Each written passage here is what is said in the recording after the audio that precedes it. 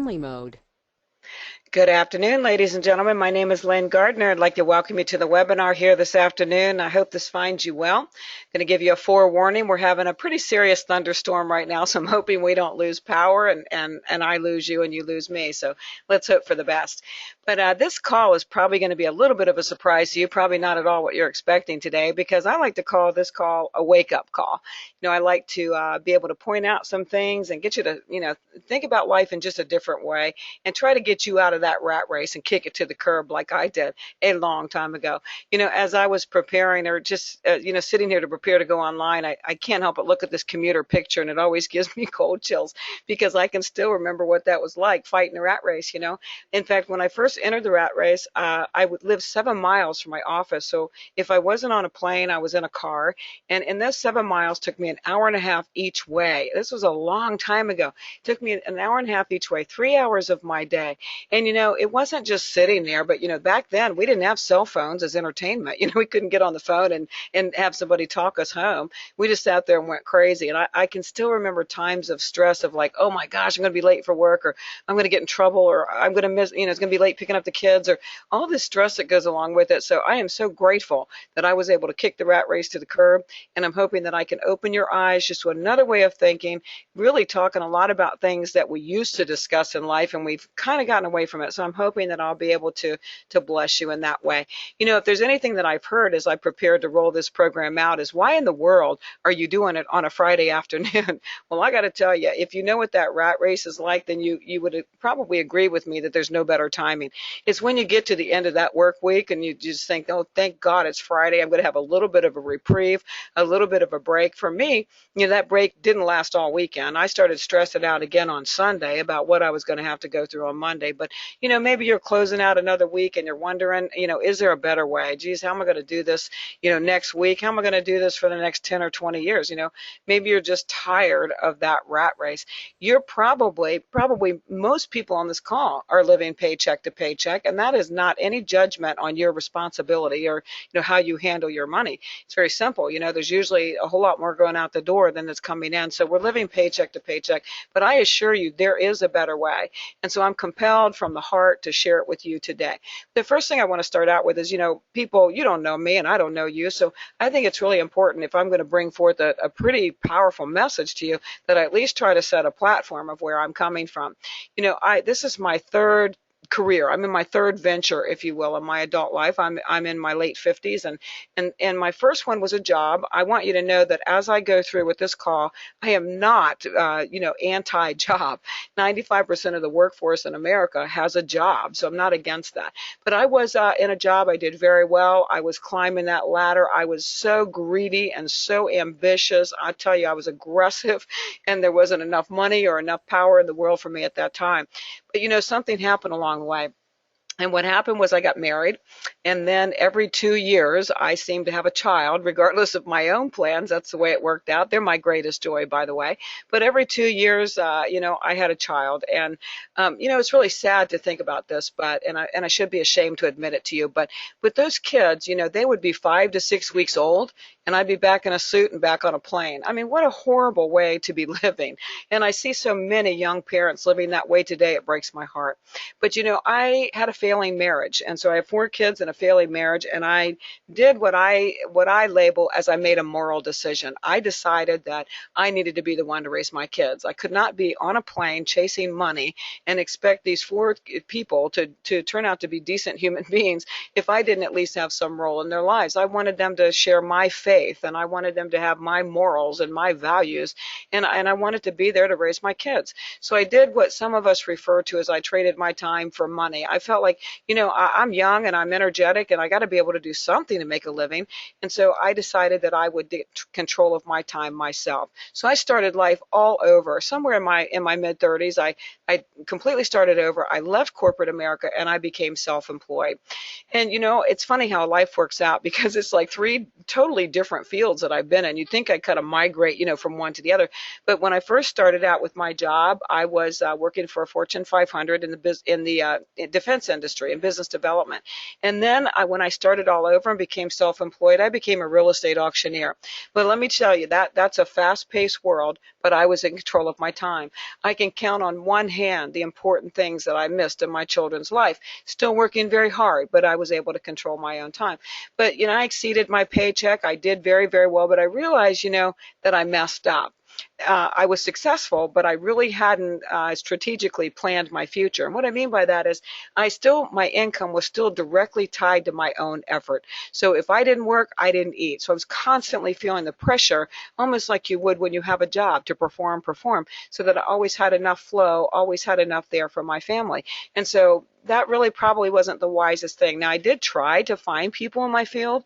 It was a very unique field, and I guess I just had trouble getting people that would come in, alongside me and do what I do, and to be able to leverage my time and my money. I had actually even hoped that one of my kids might, have the desire to join me in that business, but it just didn't work out. So everything I did was directly tied to my own efforts. I was on my own.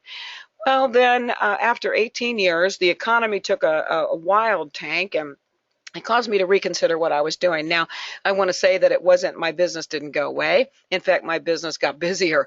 I probably had more business than ever just as things were turning around in the real estate market, but it wasn't fun business. It was business of foreclosures and bankruptcies and short sales and just this horrible, destructive and painful side of life. And although I was working hard, I wasn't loving life. I don't have the heart for that. I'd never had to do that kind of business, and I didn't have the heart for that. So I decided that I was going to make yet another change, and I wanted to take the mistakes I learned the hard way, the importance of leveraging my own efforts. So I kind of went on a mission of what can I do. I still want to work hard. I still have a lot of years left to work, but what can I do to make it different this time so I can leverage my own efforts, if you will. So I also want to point out some things about the economy, because this might fall true for you, or it might be somebody in your family, but I think you can relate to it. And I think that I don't want to focus on the negative. I just want to focus on the reality. So just a couple quick things here. First of all, we have challenges still with unemployment, regardless of the numbers that are reported. We still have between 25 to 28% of the working force of America that's either underemployed, they've never found a job, or they're working a job below what they were doing. A lot of people are underemployed. So that's a big part of our country, 310 million people, and we've got 25 to 28% of them that just aren't making the money they used to make, regardless of what brought them to that place. That brings forth another problem. We have an oversupply of good talent. And when you have, the world is supply and demand. When you have too much of something, the prices go down. So unfortunately, because there's such overabundance of good talent out there, the salaries have dropped. So that means a couple of things. A lot of people that, were laid off and have gone back into the workforce, they're not making what they used to make. It also means that, our college students that are coming out straight from school and into work, they're not making what their peers are making. They just can't do it anymore. So our salaries have gone down, but guess what? Our expenses have gone up. It never seems to adjust hand in hand, does it? So now we're making less money, but we're spending more because our expenses have gone up. I really, really, if you knew me personally, would know that I have a heart for the young people. I really do. I just look at the life that they have today and the opportunities and compare it to what I have, and it pains me. But only 30% of the 2014 college graduates have even found work in their field. The majority of them are working jobs that don't even require an education at all. A lot of them are in retail. Some of them, are in the food industry. They're working primarily. A lot of them are working just to cover their bills. But more importantly, a lot of them have student loan debt. And student loan debt, 6 months after graduation, that bill's coming in and you're going to pay it. There's no getting out of that bill. And so the average student loan debt now is $60,000. I've heard people that got out of school, they couldn't find that job, they were worried about the 6-month mark for their student loans, and you know what they did? They got more loans and went back to school. So their $60,000 is growing in hopes that if they get more education, they'll have more of an opportunity. But the bottom line is we go to school We get an education to be able to have an opportunity. We don't necessarily go there just to get smarter. We go there to make money. And then this demographic, or this falls into my demographic, and that's 90% of Americans have less than $30,000 toward retirement. Now, $30,000 won't last a year for most of us, but 90% of us don't have it. And that's not recklessness. I mean, a lot of people lost their shirts in the economy. A lot of people lost their retirement in the economy. I was just sharing with one of my sisters here a few weeks ago, and she and her husband lost 80% of their 401 retirement plan in this when the market tanked. 80% of it. Thank God they were frugal. They had already paid off their home, and so they're coasting out just fine. But they don't have the life they had planned to have at all because they lost it. In fact, it's sad to think that most people 55 and older have no plans to retire whatsoever because they can't afford to, not because they don't want to. For me, I'm wired a little differently. In fact, I think we're all hardwired to work. I'll probably always work, but I want to work because I want to work. I don't necessarily want to be 75, 80 years old and struggling through life just trying to pay my electric bill. And that's where most of the seniors are today. They cannot retire because they can't afford to retire, and that's a sad state of affairs. So I want to draw this out, just kind of let us look at a backup plan, our life plan the way it is now, and then we're going to work into a backup plan. And the way we're going to do that is we're going to look at 30 years of life, taking 25-year-olds all the way up to 55-year-olds, and we're going to lay out what that income looks like and what the expenses look like. Now, if we were sitting eye to eye, I'd be asking these questions directly and expecting you to give me a response. But since you're not, I'm going to plug in numbers that most people give me, whether they're realistic or not. That's what they give me. So when I ask them, what do you think the average monthly income for a 25-year-old is? They tell me about $2,000. Now that may be realistic. It may not be realistic, but that's what they usually tell me. At 35, they say $3,500 a month. At 45, they say $5,000 a month, and at 55, at the peak earning years, they say about $7,000 a month. Now, if you look at the average at the very top of the screen, the average age in America is 37. The average salary is 42. So these numbers really, to be honest with you, are inflated above what the averages are, but maybe that has something to do with where I live. I don't know, but that's the answer they give us. So what does that look like over 30 years? Well, it looks something like this, and it's 2,080 man-hours a year to get there. So when you think about it, my goodness, 60,000 hours of your life, and this is where you are. But the problem is this. The problem is when we reach 55 or whatever that golden age is where we would like to slow down, our income's going to go down. People don't retire and have the same income unless they're already, incredibly affluent. And so this is why you hear people that are retiring moving. I'm on the East Coast, so they move south. They move to places where it's more affordable to live so they can actually live off of their retirement. When you retire, your income goes down, but there's a fundamental problem because your expenses continue to go up in life. That doesn't change. No matter what you make, your expenses are going to continue to go up. So if you look at the life range there, you'll see that it's student loans and, then it's mortgages, and then you have children. It's funny to talk to young people. There's always so much hope in their hearts, and we never want to kill that hope, but they don't think through. They might be thinking they're making the big bucks. Let's say they're making that $42,000 a year. Well, you can't add a wife or husband, a couple kids into it and still stretch that dollar as far as it needs to go. There still needs to be more money. So they get into the, children, and then one day hopefully they'll support them in college. But one of the bigger things is as we get older and we're looking at retirement, we have more medical expenses, don't we? So the older we get, we seem to have more of those issues to deal with. So the bottom line is, unless you take action for yourself, there's not anything left over at the end of the day. And I don't know about you, but I don't want to get through this life. And at the end of the day, whenever I call it quits, I don't want to be empty-handed. I want to have something left over at the end of the day. So it's really important that we look at this and we ponder it and say, what is the backup plan? How am I going to make that any different? Of course, we all have goals. And certainly in my younger years, I had goals of, climbing that ladder and making a lot more money. But unfortunately, the money goes up and so do the expenses. So we have to do something drastically different to plan so that we have something left over at the end of the day.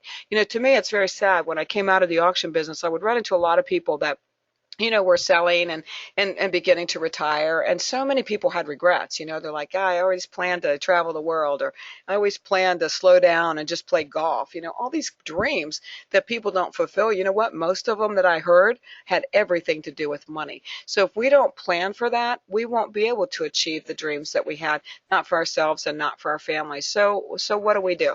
Well, there are a couple ways to build wealth. One of them is if you happen to be an extremely high income earner, maybe you can have, enough left over to invest wisely. Maybe you do. Maybe you have an inheritance that you can use and use wisely. That's not most of us, that's for sure. You could live like a miser, and you're probably laughing when I say that, but we all have known people that just could win a contest on how cheap they were and miserly they were, and they have something left over at the end of the day. But I don't know about you. I don't want to necessarily be, reckless and extravagant at this stage of my life, but I don't want to live like that. Okay, I don't want to live in a box and save every penny. You could win the lottery, and that's another one we laugh at, but you wouldn't believe how many people that you hear in this economy actually planning for when they win that lottery. It's a long shot in all of these cases, by the way. And the last one is you can create some sort of passive income, some sort of way, or create a way to leverage your efforts, leverage your time, and leverage your money. So those are the only options to build wealth. That's it. So you really have to look at that list and say, well, where do I fall? And most of you are going to fall where I fell, and you're going to fall at number 5. You got to create some other source to leverage your life and your income. Because you know what? You've only got so much money coming into your household, and then you've got so much money going out of your house. You need enough more money coming in than you have going out. And I know that this economy caused a lot of people to cut back, and I'm one included. We're not necessarily living the same kind of life that we used to live, but those expenses don't go away. I mean, you still need a roof over your head and phones and a car and things like that. So you have to find a way to have more money coming in, get more people, if you will, putting money in than taking money out. When you talk about leverage, sometimes people gloss over. So I want to be sure I just put it out there in simple terms. And you have to forgive me because I was in real estate a long time, and I'm always relating things to real estate. But what does it mean? Well, on the left side, really, that's symbolic of the way I worked. I had a phenomenal real estate auction business. I never really found anybody to work with me. So I was relying on my own efforts. This would be just like a real estate agent. You have your own real estate business and you work for a broker, and you're just rocking and rolling all by yourself. Or you could become a broker. And if you became a broker, you could get a lot of other real estate agents working for you under your broker's license. And in that way, you're leveraging your income, because whatever your cut is on what they do, they help leverage your income. If you don't have a listing going to close this month, somebody out there does. And so that's the way they leverage their time and their money. And that's what I was looking for, only I didn't want it to be in real estate. I have 2 people in my life that have become friends. They started out as clients of mine selling assets, real estate assets, and one of them, I mean, very, very, very wealthy people. One of them, hundreds of millions of dollars in net wealth, and another one in the billions, literally. And so when the market was crashing, the banks, you couldn't you couldn't get a mortgage from a bank anywhere. It was just completely crazy. These 2 men are self-made. They came out of nothing, and they built their wealth in real estate. So I went to each one and I said, okay, man, the sky's falling. It doesn't look like real estate's going to recover anytime soon. So if you were just starting out in life, what would you do to make a living? What would you do to create your wealth? The interesting thing, it's in fact fascinating thing to me, was they each gave me the same answer in their own words. And they both said to me, you know what, you don't focus on what you want to do. And you don't focus on what you like to do. What you have to focus on is finding a need and filling it. They both went on to say that when they started, there was a need for housing and commercial buildings and whatever they did. There was a market-driven need for that. But they said you don't focus. What the mistake people make is they're trying to focus on what feels good. What do they want to do that they like? We've heard it over and over how people will start businesses that just crash because they followed their passion, but they didn't follow the market. So they said focus on a need and fill it. And then the next thing, duplicate your efforts over and over. And I really didn't even know what that meant at the time, but I knew they were telling me that I need to find a need and fill it and be willing to duplicate it over and over. And they both said, if you're willing to do this, you will always find wealth. Find a need and fill it. And then in closing, they said, and when you find that wealth, you're going to learn to love what you do. So, most people do actually the opposite of this. In fact, I raised my kids and I said, you know what? I don't care what you do when you grow up. I just want you to love it. If you got to roll out of bed every day, man, you got to like what you do. And I still some truth to that. I mean, I like what I do. But the bottom line is if you're looking to, create a business or create an income stream, you have to focus more on what the needs are and filling those needs than you do in what you just like to do, what makes you feel good. So I thought that was fascinating. That's a golden nugget of my life. I have built my future that I'm going to talk to you about now based on this, and I hope that you'll use that for yours as well. So when you look at the basic needs, finding a need and filling that, it's a short list here. One would be food. I guess if in a bad economy, that's not necessarily a restaurant or something. That's going to be, providing food, growing food, raising food, whatever, organic food maybe. The another one is shelter. No, thank you. I've been a landlord in my younger years. I never want to be back there again. Even if I had the means to invest in real estate, I wouldn't want to be in the housing business. Clothing to me is such a long shot. I mean, I guess if you're a designer, if you have some online store or something, that's certainly not me. And then there's water. Those are the basic needs: food, shelter, clothing, and water. So of all of those things, I thought, well, I don't know what I would do with water, but that's about the only thing on that list that had any appeal to me, that I thought maybe there's something out there that I could do. I had a wish list. Here I was switching gears again. At a time when a lot of people dream about retiring. I'm in my mid 50s saying, okay, I'm starting all over again. And so I put a list together. And my list, when I do a list, it's powerful, okay? When I do a wish list, I wish and I dream big. So this was my list. Number one, I wanted a stable company. I was not going to go reinvent the wheel. I wasn't going to do anything, a startup in that fashion. I didn't want to. I don't have the energy to. I didn't want to. So I wanted a stable company. I wanted somebody that had a proven, solid track record. If I was going to go out and start all over and work really, really hard, I didn't want to have to go pitch a company and try to prove their track record. I wanted it to already be there. I wanted a broad market. Why? Because I'm a broad thinker. I don't want to just do a little cottage, local kind of thing. I wanted a broad market. That excites me. I wanted a popular consumer product or service, something that everybody would want or need, not that something I had to convince them that they wanted or need, because again, we're talking about finding a need and filling it. I wanted the potential to work from home. I wanted nothing from brick and mortar. I didn't want a storefront. I don't want the overhead. I don't want the hassles of all those things that can keep you awake at night. So I wanted to be able to work from home, and I wanted it to be social media driven. Mainly that means that I didn't want anything to do with anything where I had to do hard copy ads and spend a fortune in, that kind of marketing. I wanted to drive the whole train with social media because that's what I gotten used to.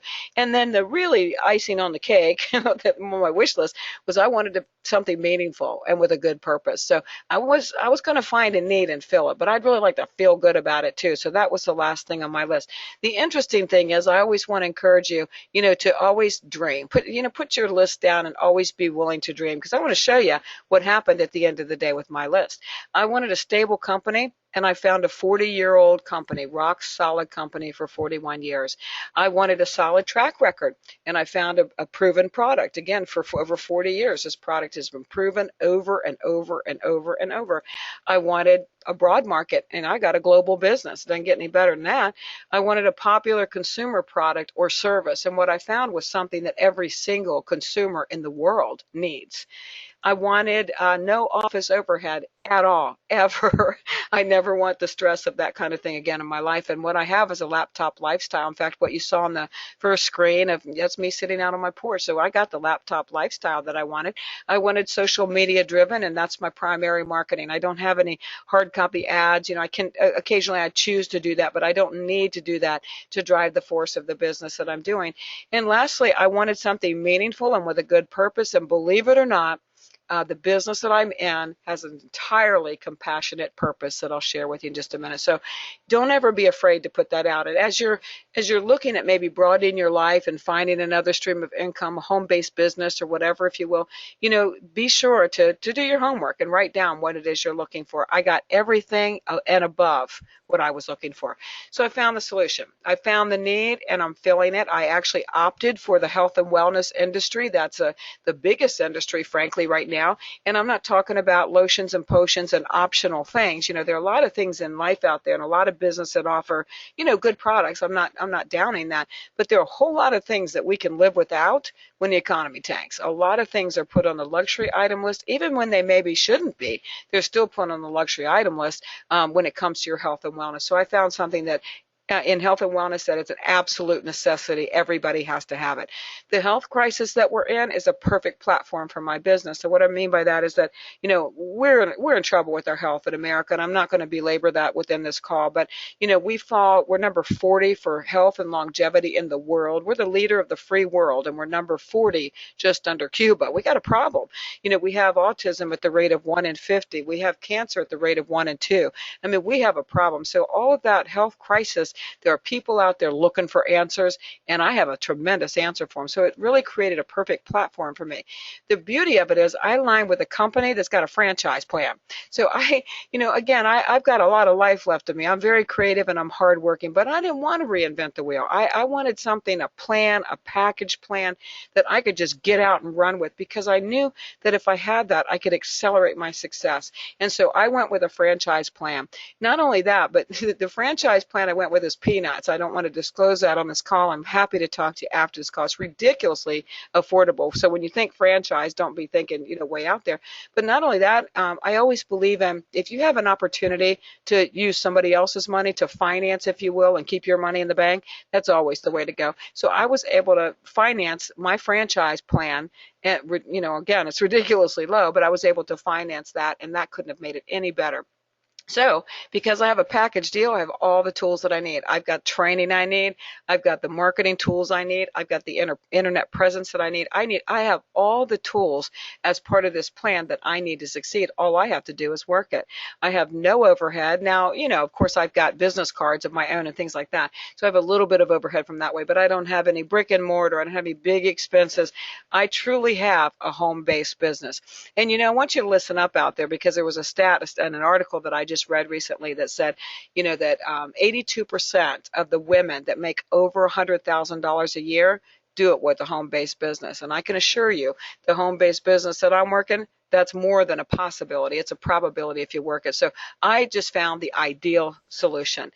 When you're looking at the possibilities, the options, I want to share this with you, because, if you were talking to my two wealthy friends, or Bill Gates or Donald Trump, or, Warren Buffett, any of these people that have money, and you wanted to present a business to them, believe me, they're going to look at a couple of things that I've already mentioned. They're going to look at the track record of the company, the longevity, et cetera. But this is the life cycle of a product or service that they're mainly going to focus on.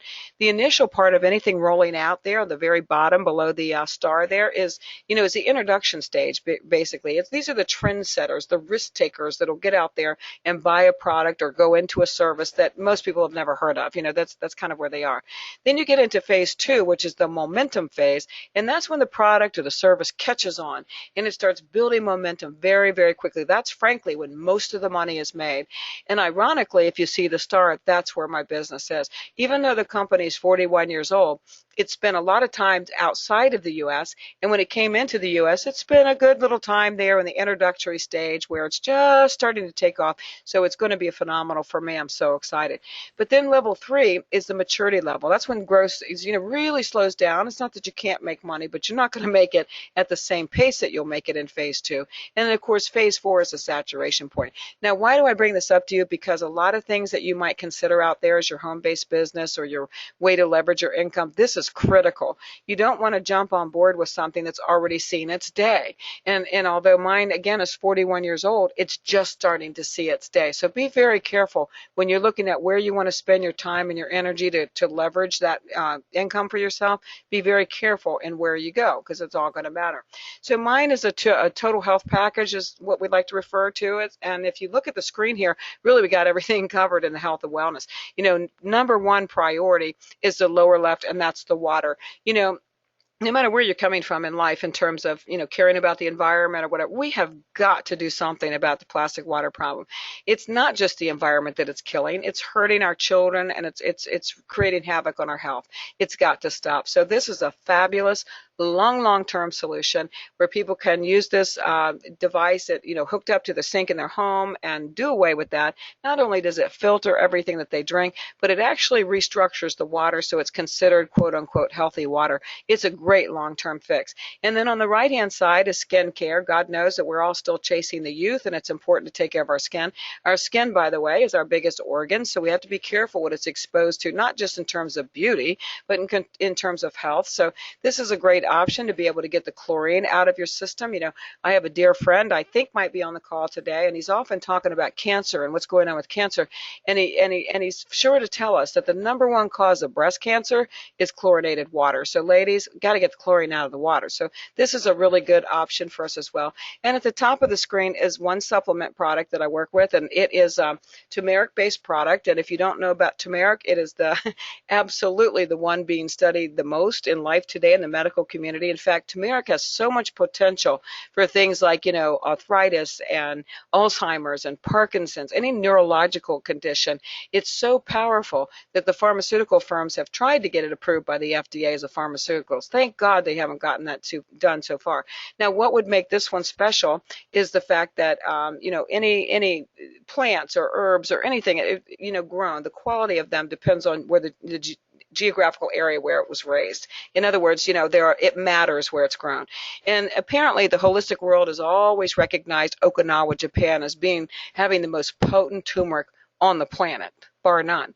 And so the company that I represent has bought out all the rights to all the turmeric farms in Okinawa, so you simply can't get that without coming through the company. So that's a fabulous product, and so I've got it all covered here. It's a one-stop shop, and I'm able to fill everybody's needs in the health and wellness area that I want to.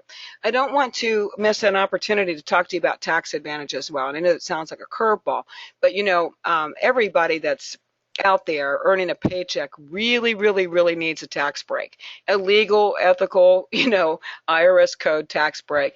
And the best way you can do that is to be self-employed. Whether you're serious about leveraging your income, you're serious about rebuilding your life, really doesn't matter. You need to have a side business so that you can take advantage of the tax, offset your income with tax liabilities, no matter what. At a very minimum, being self-employed, the benefits can mean up to $7,000 more in your pocket each year, just in tax savings alone. But when you have a business, so many things from your mileage to your portion of your home, to all kinds of things that are written off. You can look it up yourself and see what you can do. So you cannot afford, frankly, not to have some sort of side business to offset your taxes for where you are today. There's still a $5,000 tax credit. The IRS allows for that for new business startups in place. So just that alone would help your first year in the business. And you know what? The cost of my entire franchise package was 100% tax deductible. And even maintaining and sustaining what I have as equipment in my own home for my own health is 100% tax deductible. So no matter what you're thinking, if you're glossed over, it doesn't matter if you're interested in building your life the way I'm building my life or not, you got to get serious about having some tax shelters, and this is a great way to do it. I talked about getting that number 7 on my list was a compassionate mission, if you will.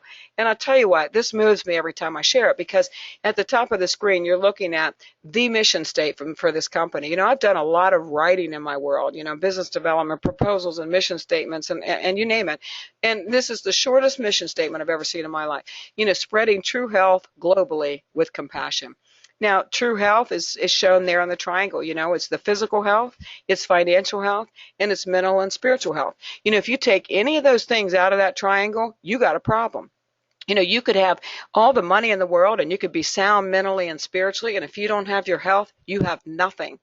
Whether you could have your physical health going on and you could be stable mentally and spiritually, and you're broke, you're sick. Okay, you've got to have a balance. So I am honored and privileged, and I am so grateful that in this mission to switch gears in my life, I was able to find a company that actually has a mission statement of compassion. So that's the icing on the cake for me.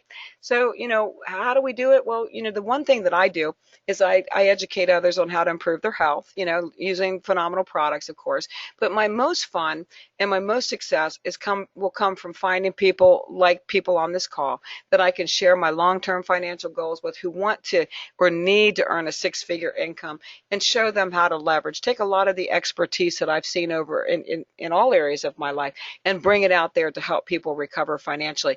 I'm pretty raw there, I guess, from the world I come out of. I'm pretty raw to see what's going on financially, and it excites me to be able to introduce something that's so simple, a franchise package kind of turnkey thing, and it's financeable to people that need an answer. They need hope. So that's really what I do. So now what? So now you understand the problem. The question is, will you have a financial backup plan? You can't just look out there and consider the things that I've shared with you. Consider that you may not have anything left over at the end of the day. I don't think there's anybody on this call that savors the idea of being like a hamster on a wheel, just running at it, running at it, running at it, running at it. And when it all's said and done and you get off the wheel, there's nothing left over. But Einstein said that the definition of insanity is to continue doing the same thing over and over again while expecting a different result. So if you are in the rat race, you're working your job as hard as you can and thankful that you got that check, but you don't have a backup plan. If you don't have that, you can't expect a different result. So I would encourage you, no matter where you are, to consider having that backup plan. Get that backup plan in place, especially our young people that are listening in. So if you're not where you want to be financially, if you can't look out on the horizon and have the things that you'd like to have in your life, whether it's a car or a trip or a retirement, it doesn't matter. If you aren't where you want to be financially, something has to change. And change is hard, okay? But if I can change, you can change. So get ready. I kicked the rat race to the curb a long time ago. I have never looked back. I have to tell you, I'm going to brag a little bit. I have 4 of the most amazing adult children, and I am so grateful that God brought me to my senses, and that I made the moral decision to be there. Instead of just throwing money at them, I gave them my time. And I have 2 wonderful grandchildren. I'm very, very grateful. And I know if as a single mom, okay, if I could do it, you can do it. You can do it if you just choose to do it. I believe with all my heart that I have found the best option. I'm so excited about what I have, and it's working so well for me. I just believe I have the best option. And so I'd like to share that with you. But if you don't think that that's a good option for you, what I've shared with you, do not stop. Don't pass go until you find some solution that answers your problem, that helps you with that backup plan. Get a plan that will give you that freedom in your life. Give that plan that will allow you to sleep a little better at night. Get a plan so that you don't freak out if you get downsized tomorrow. Get a plan, a backup plan. Everybody needs that in your life.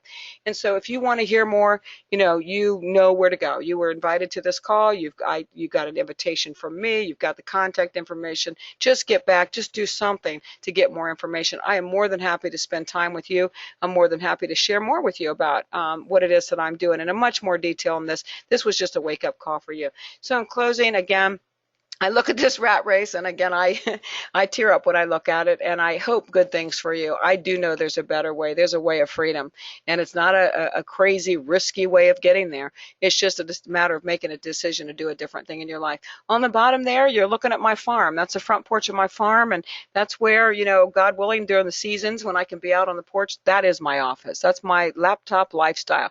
And you know what? I'm no smarter or better or anything than you. I just was able to do it. I just made the decision to do it, and so can you. So on that note, I hope it's been a good wake-up call. I hope that if you have any questions, you'll email me, get back to me. I'm happy to answer and guide you in the direction that you want to go, and give you more information to base a decision on. But in the meantime, this is a great long weekend.